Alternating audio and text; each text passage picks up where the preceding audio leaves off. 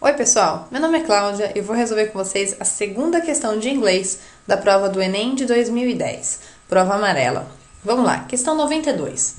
Eu vou começar lendo o texto em inglês, em seguida a gente faz uma tradução, interpreta e olha para a questão, ok? Então, The Weatherman. O título quer dizer O Homem do Tempo.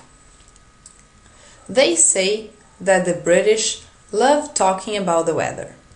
For other nationalities, this can be a banal and boring subject of conversation, something that people talk about when they have nothing else to say to each other. And yet, the weather is a very important part of our lives. That at least is the opinion of Barry Gromit, press officer for the Met Office. This is located in Exeter, a pretty cathedral city in the southwest of England. Here, employees and computers supply weather forecasts for much of the world. Bom, vamos fazer a tradução então. Eles dizem que os ingleses adoram falar sobre o tempo. Para outras nacionalidades, esse pode ser um tópico ou assunto.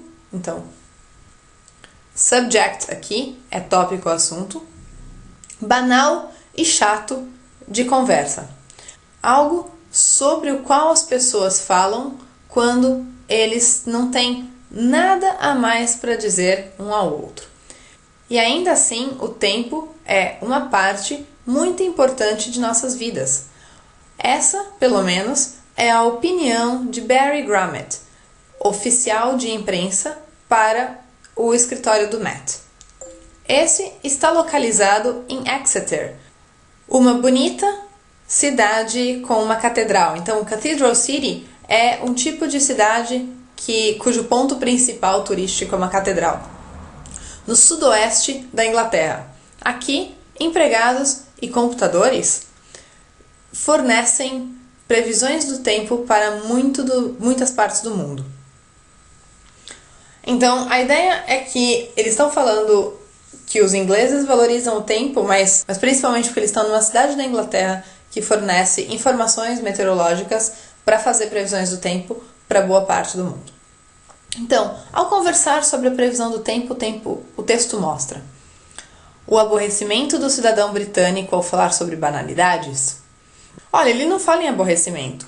O que ele fala é que muitas pessoas, ou para outras nacionalidades, isso pode ser banal e chato, mas não para os ingleses. Então aqui quando ele fala for other nationalities, ele está justificando que ele não está incluindo os ingleses nisso. Ou seja, quando você fala aqui em cidadão britânico, isso aí é conflitante com other nationalities ali de cima. Então essa alternativa está incorreta. A falta de ter o que falar em situações de avaliação de línguas. Então, essa alternativa aqui, ela está meio fora de contexto, porque ele fala de situações de avaliação de línguas. Agora, aqui o que ele fala é que o tempo é um tópico de conversa que é muito comum, é muito frequente quando as pessoas não têm mais nada para dizer uma para outra, ou seja, aquela conversa de elevador. Mas ele não está falando de situações de avaliação de língua em nenhum momento do texto. Ou seja, essa alternativa aqui está incorreta, mas não porque ela fale alguma coisa errada necessariamente, é porque ela fala uma coisa que não foi abordada no texto. Alternativa C. A importância de se entender sobre meteorologia para falar inglês. Olha, em nenhum momento ele disse que você precisa saber de meteorologia para falar inglês também.